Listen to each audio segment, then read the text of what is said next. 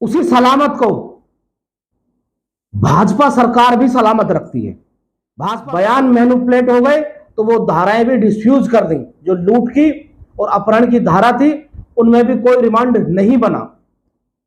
इन्होंने मुस्तफा और उसके साथियों को बहुत नॉर्मल धारा में, जिस पर जो बिल्कुल बेलेबल ऑफेंस है, उनके तहत एसीपी कोर्ट खान को सपा में सेकंड सीएम कहा जाता था। इस बात से कोई नकार नहीं सकता। आजम खान का इन्हें जो सानिध्य प्राप्त हुआ, इसको भी आप नकार नहीं सकते। हर महादेव मित्रों, मैं छोटा नरसिंह आनंद अनिल यादव एक बार फिर स्वागत करता हूं आप सभी का। मित्रों, आज हम फिर उसी टॉपिक पे एक बार बात करेंगे, सलामत का सफर सपा से भाजपा तक। मित्रों, मैं आपको बता दूं कि जो पहली वीडियो में मैंने आपको बताया था और मैं कहा था, आपसे वादा करा था कि जो भी कोई अपडेट होगा मैं अगली वीडियो में लेकर आपके पास फिर आऊंगा। मित्रों, वही हुआ। जो धाराएं एफआईआर में लिखी गई थी, पहले उनका इंतजार 164 के बयान तक किया जाता है। बयान मैनिपुलेट हो गए तो वो धाराएं भी डिस्फ्यूज कर दी। जो लूट की और अपहरण की धारा थी उनमें भी कोई रिमांड नहीं बना। इन्होंने मुस्तफा और उसके साथियों को बहुत नॉर्मल धारा में, जिस पर जो बिल्कुल बेलेबल ऑफेंस है, उनके तहत एसीपी कोर्ट में उन्हें पेश कर दिया।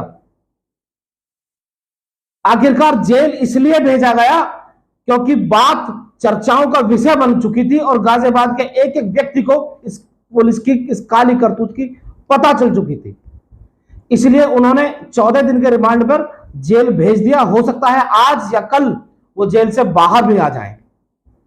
मित्रों, बहुत शर्मनाक बात है कि इस तरह के घृणित केसों में भी पुलिस इस तरह के जब स्टेप चलती है, और मैं आपको बताऊंगा अब के बुधवार का जो अखबार आएगा सूर्य बुलेटिन का, उसमें मैं आपको साफ साफ बताऊंगा कि सर्किल वाइज सर्किल पुलिस किस तरह अपने कानून और अपने पेचों को चेंज कर देती है। इस बात से साफ स्पष्ट होता है कि पुलिस प्रभाव में काम करती है, और खासकर गाजियाबाद कमिश्नरेट पुलिस फिलहाल सारे काम प्रभाव के द्वारा कर रही है। सलामत मियां इस गाजियाबाद में पत्रकारिता करते थे। जैसे ही सपा सरकार आई, चूंकि रामपुर के रहने वाले सलामत मियां और रामपुर के ही रहने वाले आजम खान को सपा में सेकंड सीएम कहा जाता था। इस बात से कोई नकार नहीं सकता। आजम खान का इन्हें जो सानिध्य प्राप्त हुआ, इसको भी आप नकार नहीं सकते। गाजियाबाद का हर एक प्रत्येक नेता अच्छी तरह से जानता है कि आजम खान से इनकी किस तरह की ट्यूनिंग थी। और मित्रों, आप फिर यह भी जानते होंगे कि सपा सरकार में आजम खान की क्या पोजीशन थी और किस किस तरह के उनके कारनामे थे।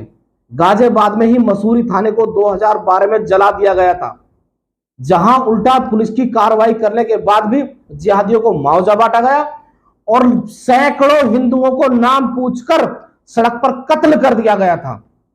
तब जब सलामत मियां कहां गए थे? यदि ये कहते हैं कि मैं सामाजिक कार्यकर्ता हूं, तो सामाजिक कार्यकर्ता के नाते आजम खान से क्यों नहीं कह दिया था कि ये गलत है? उस टाइम पे आपको पता है सारी मीट फैक्ट्रियों ने गोकसी के मामले इतने ज्यादा बढ़ा दिए थे कि पुलिस के रजिस्टर भरे पड़े हैं। वो भी उसलिए भरे हुए हैं, कुछ गो भक्तों ने जबरदस्ती मुकदमे दर्ज कराए थे, वरना किसी ने कोई एक्शन भी नहीं करा। उसी सलामत को भाजपा सरकार भी सलामत रखती है।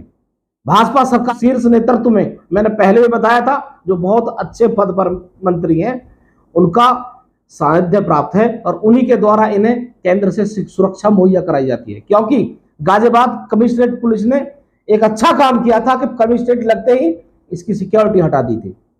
लेकिन यह बहुत शर्म की बात है, जिनके कारनामे जिहादी पूर्ण रहे हों, उन्हें भाजपा का साथ और भाजपा का विश्वास मिल रहा है। मित्रों, 4 संगठन मेरे पास आए हैं, मैंने नाम लिख रखे हैं। उन्होंने आरटीआई और पत्र के माध्यम से नेतृत्व से यह पूछने की गुहार लगाई है कि इन्हें किस वजह से सिक्योरिटी दी गई है और किस वजह से आप इन्हें अपनी गोद में बैठाए हुए हो। मित्रों, बहुत संपादकों ने इस पर लिखा और इस बात को आगे बढ़ाया। उनको मैं बहुत बहुत धन्यवाद करता हूं, उन्होंने अपनी पत्रकारिता का धर्म निभाया।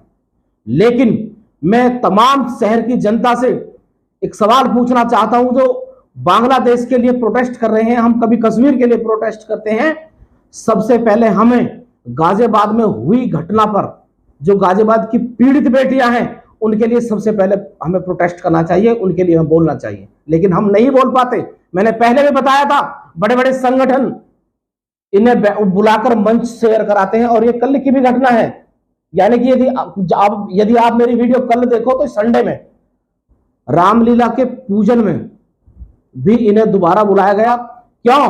क्योंकि इनके साथ इस टाइम विरोध है, तो इन्हें बचाना भी है। भाजपा के एक नेता ने, एक जनप्रतिनिधि ने, नंद किशोर गुर्जर ने आवाज उठाई, क्योंकि उनके लौनी क्षेत्र में एक ही हफ्ते में लगातार लगभग 5 से 6 महिलाओं से संबंधित केस हुए हैं। तो साहब ने, महोदय जी ने उनके खिलाफ अखबार का पर्चा भरना शुरू कर दिया है, और टारगेट करके रोजाना उनके खिलाफ खबरें चलाई जा रही हैं कि अपने सरकार के खिलाफ विधायक बोल रहा है। विधायक को सरकार नहीं बनाती, विधायक जनता से बनते हैं, और प्रत्येक विधायक को अपनी जनता का ख्याल रखना चाहिए कि जनता अगर सुखी है तभी जनप्रतिनिधि बन के आएगा। नंद किशोर गुर्जर जी ने यह बहुत अच्छा मामला उठाया और पुलिस को साफ आईना दिखाने का काम किया है। मित्रों, मिलता हूं दोबारा, तब तक के लिए हर हर महादेव।